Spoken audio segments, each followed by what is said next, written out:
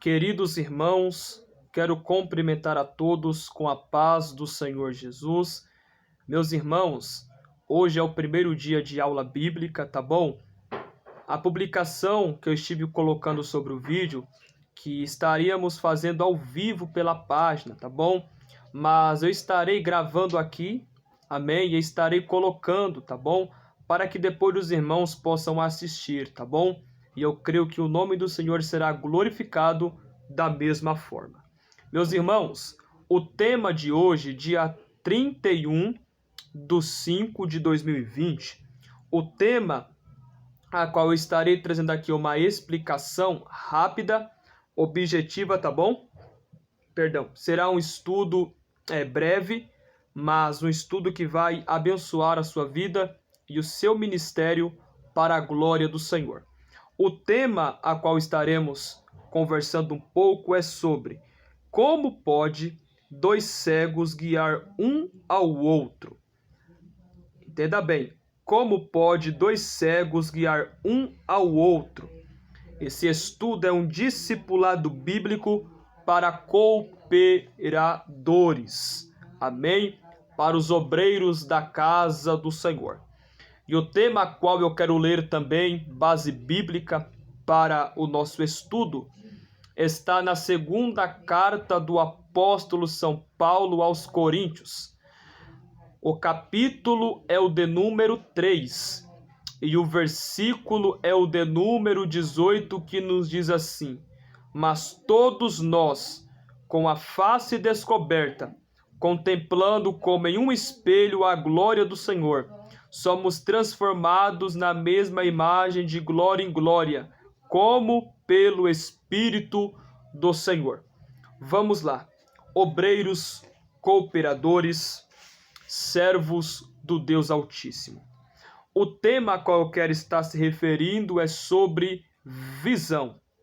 É sobre ter uma visão ampla no reino de Deus. Primeiro, o cooperador precisa ter postura. Segundo, conduta. Terceiro, uma vida focada nos princípios bíblicos. Precisamos também entender que o cooperador precisa ser obediente. O cooperador precisa estar apto para sentar, para depois poder falar. Por quê? Se um obreiro não for apto para ouvir alguém ministrar sobre ele, ele também não será apto, guarde isso, ele não será apto para poder doutrinar e ensinar alguém. Todos precisam estar debaixo da hierarquia, precisam estar fundamentados na palavra do Deus eterno. Observe, meus irmãos, como pode um cego guiar outro cego? A cegueira a qual eu estou falando não será uma cegueira física. Não confunda espiritual com física. A qual eu estarei falando é sobre a espiritual. Por quê? Porque a visão espiritual tem cegado a visão de muitos obreiros. Como que um obreiro cego vai poder guiar aquele que veio para a igreja e está cego, que precisa ser limpado e ser tratado? Um obreiro que não é tratado, ele não vai ter postura, ele não vai ter nenhuma responsabilidade de poder ensinar alguém. Então entenda, obreiros cegos não são aptos para guiar ninguém. Um obreiro cego, espiritualmente, com uma pessoa que se converteu agora, está cega espiritualmente, como que os dois vão poder andar juntos? Os dois não terão futuro algum no reino de Deus. Mas, se o cooperador tiver visão, ele vai ter a responsabilidade de poder ensinar aquela alma que está cega espiritualmente, para que venha a ter um futuro transformado. Eu não estou falando de futuro, meus irmãos, terrenos. Futuro espiritual, aonde o obreiro é guiado por Deus e aquela alma que estava cega espiritualmente é tratada por intermédio da palavra. Entenda, a cegueira espiritual, ela não tem e não pode conseguir enxergar as coisas do reino. Por quê? Porque a visão espiritual, ela não dá ao homem a oportunidade de poder enxergar as coisas de Deus com mais clareza e com espiritualidade. Porque a cegueira espiritual, ela afasta o homem de Deus. E é muito importante anotar isso. A cegueira espiritual afasta o homem de Deus. Então entenda que para o homem poder se achegar a Deus é preciso ele ter a tua visão de reino.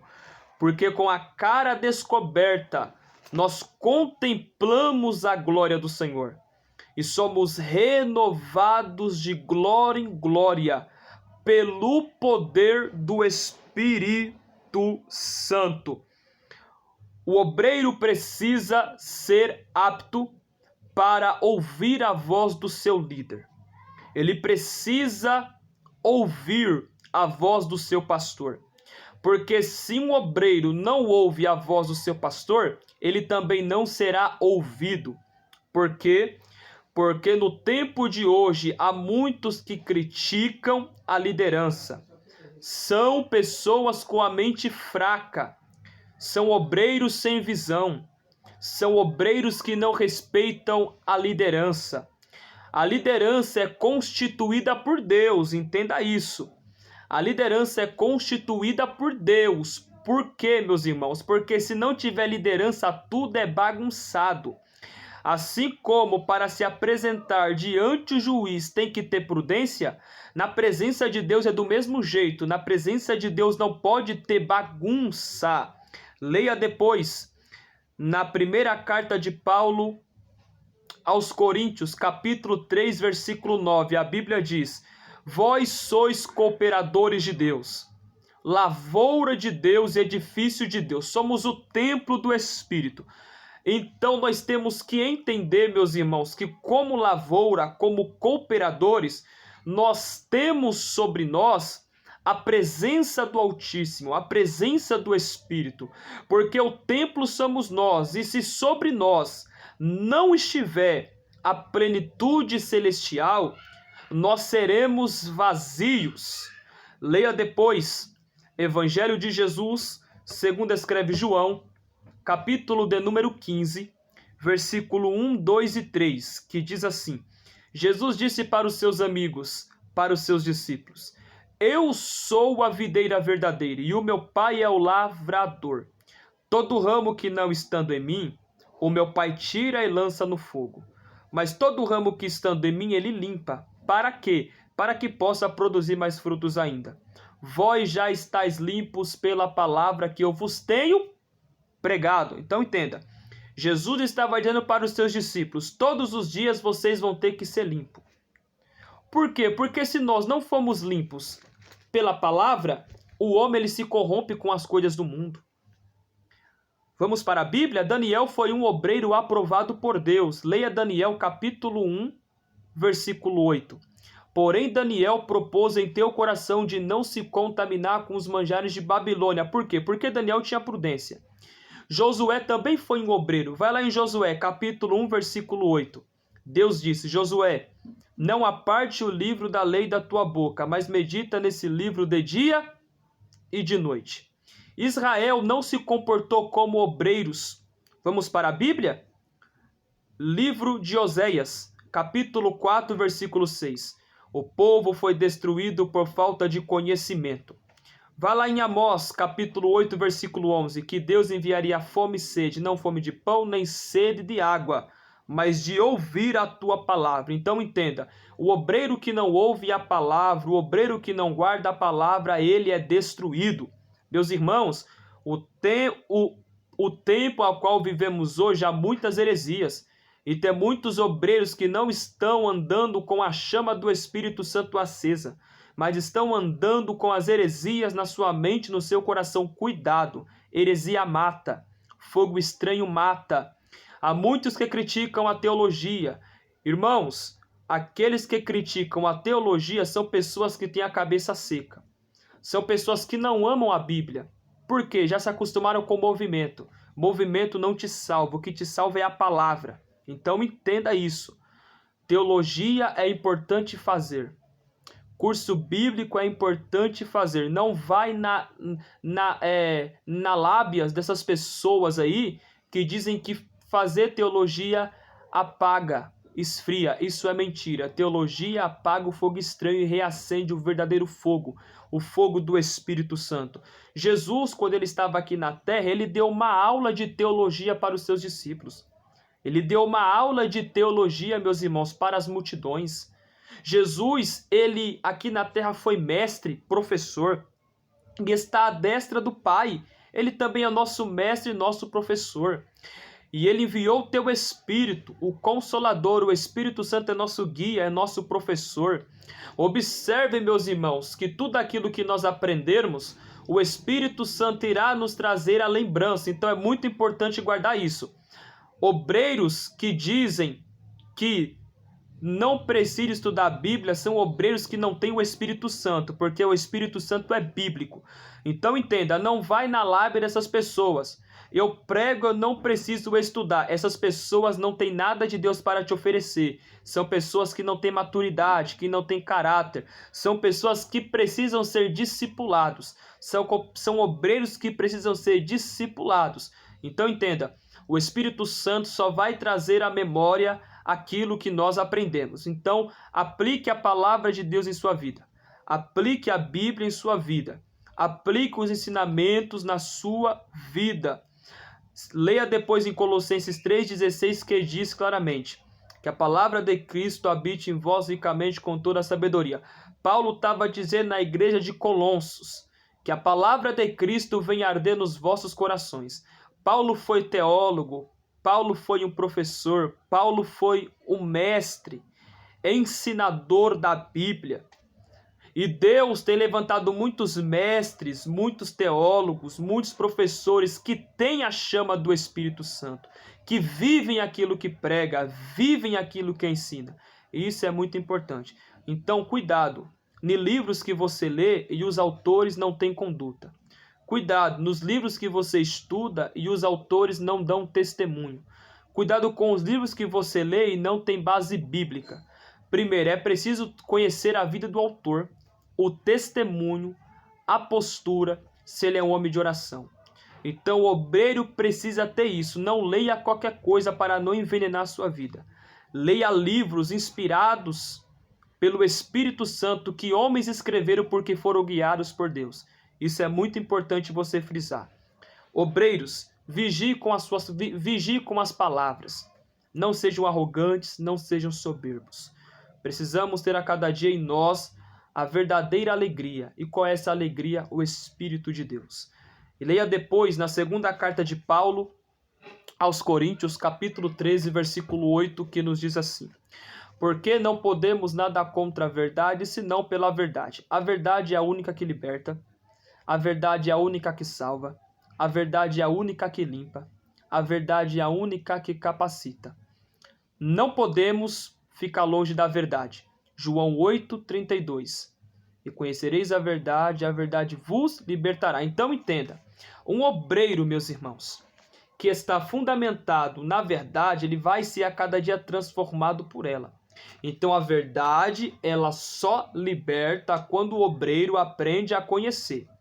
Leia depois João 17, versículo 17. Jesus disse: santificai-os na verdade.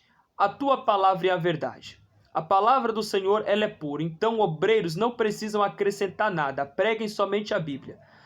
Para Deus operar, não precisa ter barulho, não precisa ter grito. Seja simples, não precisa imitar ninguém. Seja simples, assim como Paulo, sejais imitadores de Cristo. Seja imitador de Deus, de Cristo. Filipenses 2:5.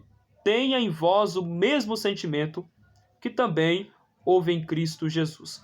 Eu quero depois que você lê também e frisa na segunda carta de Pedro, capítulo 3, versículo 18. Portanto, crescei na graça e no conhecimento. Obreiros é preciso crescer na graça.